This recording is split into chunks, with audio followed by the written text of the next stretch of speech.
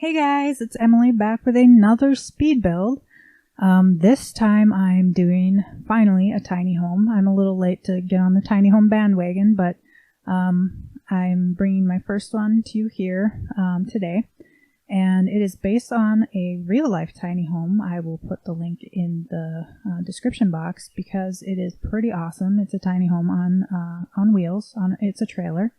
And so you can travel anywhere with your tiny home. And I definitely really like the idea of being able to travel but still have my home with me. So this build is inspired by things that I would want. In this version, I would kind of permanently park the trailer and live on this land. I did build it in Granite Falls on the big lot, Granite Falls Forest. You could use it as a rental lot potentially, but you could definitely place it in a different world as well, and have it for your home.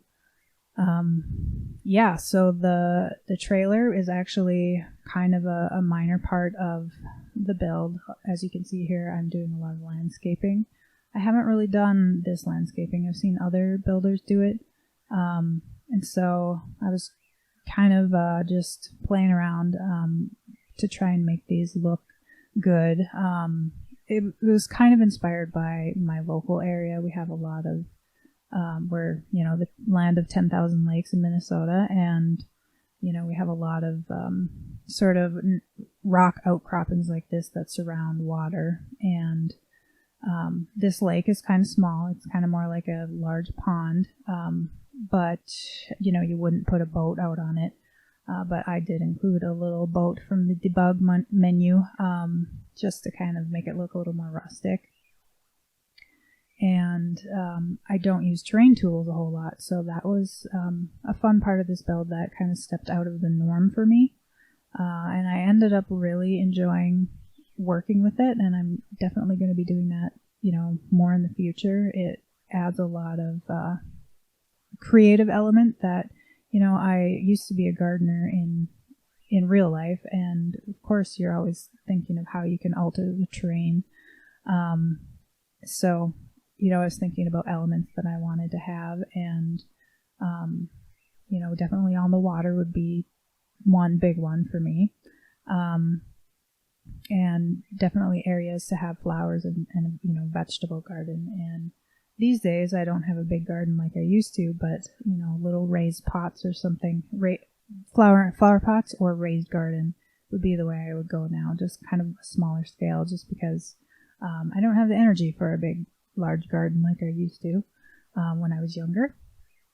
I wanted to use these waterfalls. I have done a build with the waterfall before, but I wanted something really dramatic as well, so I ended up incorporating the waterfall twice, and then I ended up using, you'll see in just a minute here, the fountain jets to kind of create little spurts of water like you would see, kind of trying to emulate real life a little bit more. So waterfalls wouldn't be these neat sheets of water. They would have kind of different areas, kind of spilling out all over. So I definitely was trying to get a more realistic feel to everything. Now you see here I'm using the tool mod. I use that a lot. I think for the most part this build, if you put a basement down and raise things up, you could achieve that without the tool mod. Like these rocks, if you had a basement below and then just raise them up. But for me, since I have that mod, I just ended up using that to kind of simplify things. And also when you put in a basement, it's going to count against your tiny home square count. So I wanted to make sure I kept within the proper tier. And of course, once you place the rocks, you can delete the basement, so it wouldn't be that big a deal. But I just wanted to keep my counts true, and again, the tool mod just made it a whole lot easier. One thing with the tiny home that you'll find a lot, especially with these trailers, is you have to have portable amenities. You have to have portable like power and water possibilities, and so I wanted to include the solar power. Unfortunately, it's not functional without a mod. I think there is a mod that you can have functional solar power and like a hot water heater. But in game we don't have that option. It's just kind of a prop right now, but I wanted to include that. Also doing this roof was very interesting. I had kind of play tested the build just to make sure it would work the way I wanted it to, because see, I'm placing the windows in kind of an unusual way for the second level. What I'm doing is shrinking down the windows, and then I'm placing existing windows with the wall gone to kind of get those windows to look off center. And so that was an unusual thing. I wanted to just make sure it actually worked out. And with the roofing, the same thing. I wanted to make sure that with them being so close together, that the levels so close together, that it would work out. And I actually found that I play tested it, and the floor, I didn't use the trailer bottom, as you'll see, as you see there right now. I did it on the ground level, and the roofing worked fine. But then when I did it in the actual build here, the roofing kind of errored. Like, it ended up, if you look on my Twitter, you can see this really weird shot of this crazy roof that is all like sticking up and broken apart. And the only thing I could determine was that it was because it was on the second floor, not on the first floor. And so I ended up having to do a kind of creative workaround to do that. Here you'll see I'm doing a sink. I did this vessel sink in my last build as well. It was inspired by another builder who actually came up with this idea, Mullen Designs, and I'll put the link to that tutorial in the description box below. But I just love the look of this sink and the way you can clutter things around it. And I think, cleaning it in real life might be kind of hard getting behind it and stuff, but if it were a true bowl, I know a lot of people have these sinks actually in their homes. And this has been play tested, so like the laundry basket works because I've used actually a large painting that I use the tool mod to flip as a counter, and so it doesn't actually it's not an item that gets in the Sims way of using that laundry basket. And same with the sink. If you were to put a shelf as the countertop, they would say that the shelf was in the way, and so you have to use items from the debug menu to successfully be able to use these items with your Sims. Again, this floor plan is built off the real life model that I was looking at buying, that I would still someday love to buy. The coloration as well, the way they build this is all, well, you can have it stained any color you want, but the one that I looked at was this light woodwork, and so again, that's why I chose the colors that I did. I was basing it off a real life one, and the whole build is actually pretty monotone or monochromatic. Monotone would be a vocal thing, or like a relating to sound, but monochrome is the color version. Basically, it's all kind of within one color family, and I think in my real life house I would definitely incorporate more pops of color.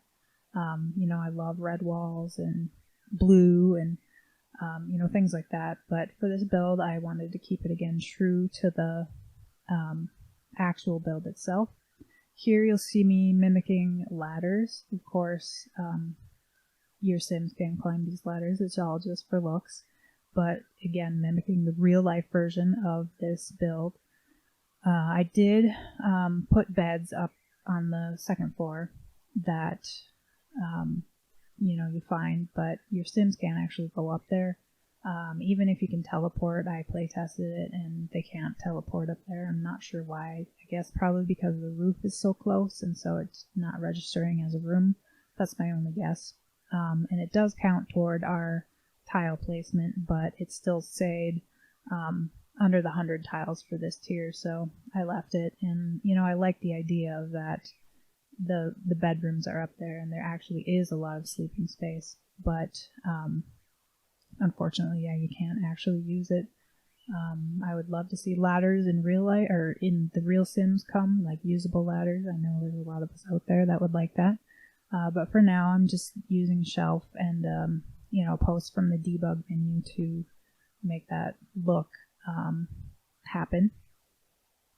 There's a little pantry area that, you definitely would have a lot of storage in a tiny home, just because you're not going to have closets, typically speaking, unless it's kind of a more, not a mobile version. So it's kind of like a mobile home, but a fancy mobile home. And so I included a lot of cabinets, because that, again, is true to the look, and where you kind of pack away everything that if you're actually driving around with this thing, you want things secure and hidden away. So again, the floor plan is based on what the actual real life model is. I did consider putting in the new Murphy bed that comes with the pack instead of the couch. If you want or need more sleeping space for your Sims, definitely replace that couch with the Murphy bed. It fits in perfectly. But I wanted to have a kind of look, the built-in look of the couch. And with my family that I was using this with, it was a single lady, and so I didn't really need any more sleeping space than the one bed. So you definitely could change that out to suit your gameplay. It's kind of amazing that they can fit, full-size tub, full-size bathroom. The reason I went with this model in real life was because it had that full extra bedroom that is, the whole thing is actually handicap accessible. You would have to, on the exterior, you'd have to build a ramp instead of the stairs that I've put on. And unfortunately, we don't have ramps here in game. I had one build I did with, that was a supermarket, that I actually put it like a ramp up to it. It's just, again, you Sims can't use it, but it's a roof that I made look like it was an entrance ramp for like wheelchair access. Everything's really kind of packed in tight with this, but it is, like I said, all play tested. You can, your Sim can use everything successfully. The one, I would say, caveat would be that my Sim, and this has happened in other builds I've done, won't use the computer if you click on the computer itself. You have to have them sit down in the chair first, and then they can use the computer. I don't really understand why that is, but that's the way it is in my game, and has happened one other time in one other build I did. So definitely, if your Sim is like, I can't use the computer, click on the chair first and then click on the computer.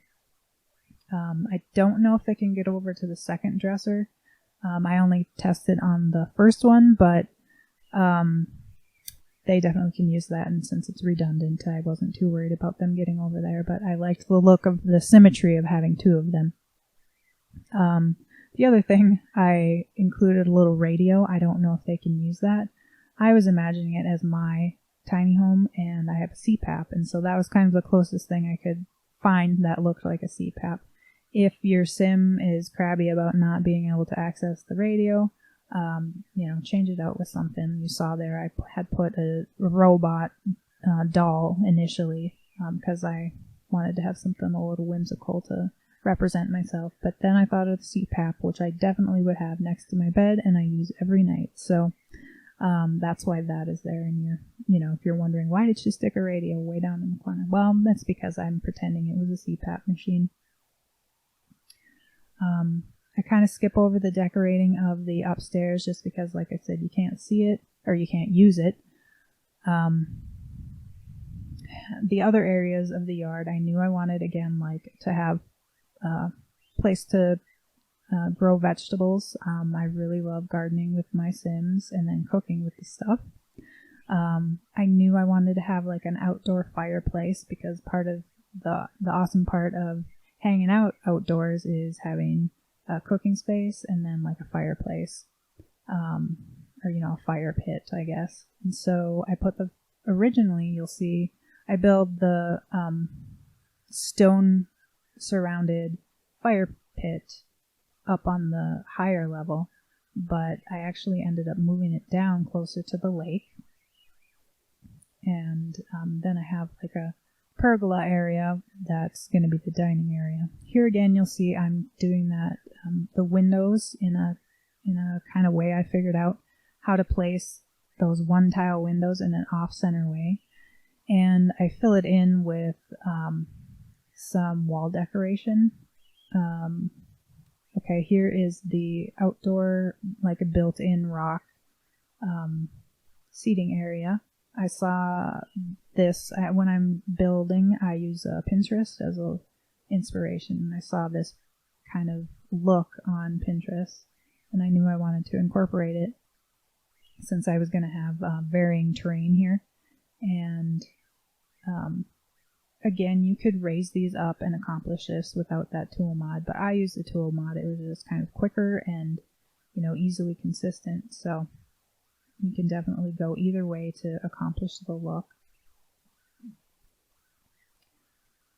And you'll see I do include the little stone seats right here.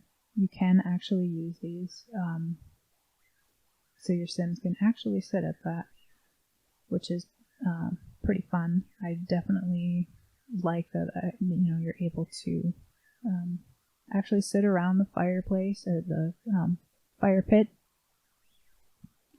and use it. I ended up using the larger fire pit from Island Living. Originally I had placed the one that's in a little round container, but it was so small compared to the seating area that I ended up going with the larger one. And here you'll see real common in my neck of the woods is a sauna outside. We're kind of crazy and like to do a sauna in the winter and jump in the snow and then go on the sauna, or jump in the cold lake even and then go on the sauna. Just kind of the hot and cold shock is pretty common thing for us to do around here. So I definitely wanted to have that kind of luxury to have at my tiny home. Here I'm surrounding a fireplace with stone. I wanted to have kind of a built-in fireplace. Again, those inspiration pictures from Pinterest. And so I'm just using that same table that I've used quite a bit in this build and creating a fireplace surround made out of stone. And then this chimney here. I found that when I lit the chimney indoors that it set off this one, which was kind of silly, but I still like the look of it. So I had a little good chuckle at that because that's just the way the game works. But it is usable, this fireplace. Your sim can light it and do all the normal interactions even with those stone surroundings. Here's where I create the arbor. It's just a real simple arbor for having plants hang. There's, I would want to have an area where I could hang out and sit under the arbor and have some shade. Here you'll see an example of how you find those stones to sit on. Real simple. You can see here my sim is able to sit at it and, hang out, and it's completely usable. That's all I got. Thanks so much for watching.